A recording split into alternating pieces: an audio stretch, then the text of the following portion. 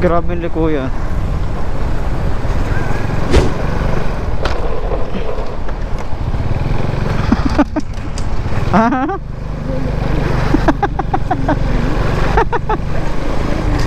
Yung paano yung gulat mo? Ganon? Aray ko.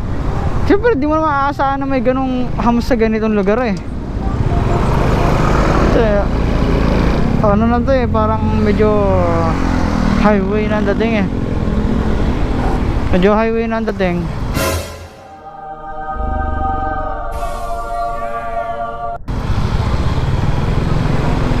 Gulat ako, may hams, ang laki. A few moments later. Ha? Sa daan, bakit? Uy.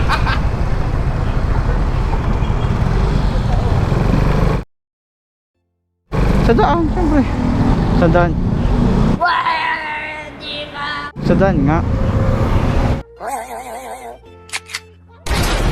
Taas na ako titingin. Sabi ko. Sa taas na ako titingin. Ay, dito pala tayo. Punti ko na tuloy makalimutan kung saan tayo liliko eh. Tanong ka kasi, tanong sa akin eh.